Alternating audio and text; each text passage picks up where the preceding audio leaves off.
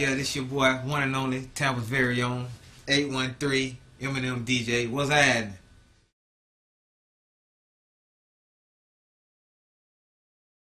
Well, ever since the Rocket Rod thing, did us apart, I've been doing my thing with the city of Tampa, and been working 2 jobs, and on the weekends still doing my DJing, but as far as the club scene, I kind of backed that out, a little bit. I had to, moonwalk backwards a little bit, but I still do my thing on the weekend. But I'm based on a, probably contract out like that, though, as far as the DJing, I just don't do the club thing no more.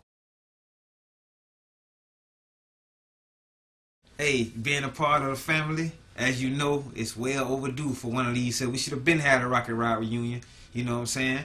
It's that time for everybody to, come back together, do this thing one more big time, and maybe, something can come up to where we can go and stick it back together and handle our business and run it back one more again.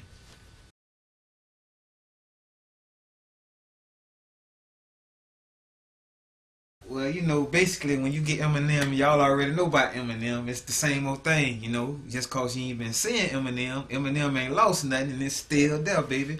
When y'all see Eminem at this reunion, it's gonna be the same thing. Gonna be with them. He left off just where he started. Just where he left off from, he started it right back. The boy ain't lose nothing. And you definitely will see that there. Everything's still here and still here. Don't forget that there, baby. Rocket Rod DJs forever.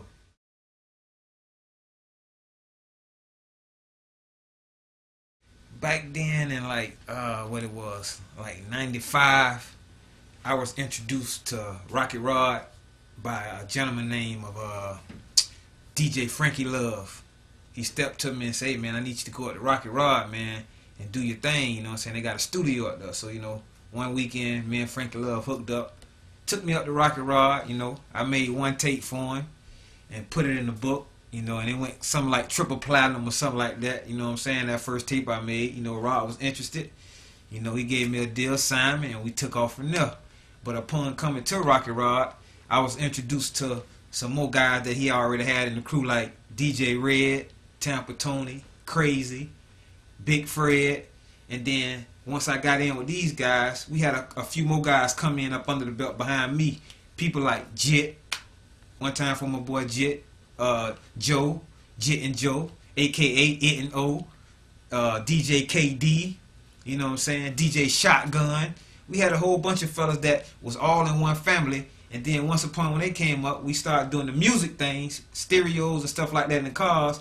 We came up with people like Disco Nate, my boy Art, you know what I'm saying? That was the 95 all the way up until the late 90s, you know what I'm saying, Fresh Crew. And what I call that is, that's the Millennium Rocket Rod crew. People like Lil Rod, JR, C, Grand Evil. That's that '08 Rocket Rod crew right there. That's who popping right now on the Rocket Rod crew. But that crew before them, that was the original Rocket Rod DJs, and they will be having a reunion.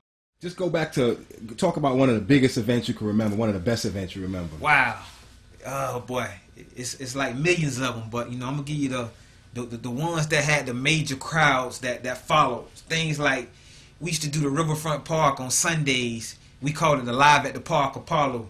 We had from Jacksonville, Orlando, Clearwater, St. Pete, Lakeland, Plant City. We had all these people traveling down here every Sunday just to see what the Rocket Rod DJ was presenting them. And the Live at the Park Apollo was based on a bunch of kids come in to be able, no charge, rap, sing, dance, or whatever it is that they do. Rocket Rod allowed these kids to be able to come in and show their talent with no charge.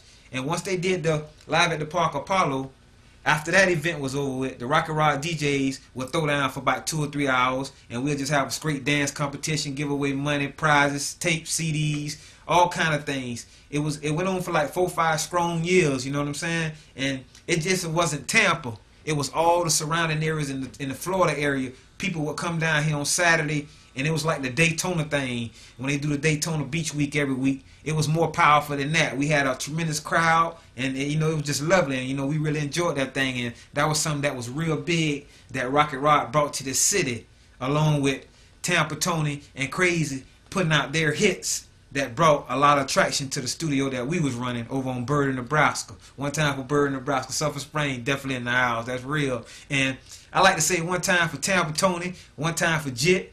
They may not be able to be with us for the reunion, but we gonna represent for the homeboys, and that's real. One.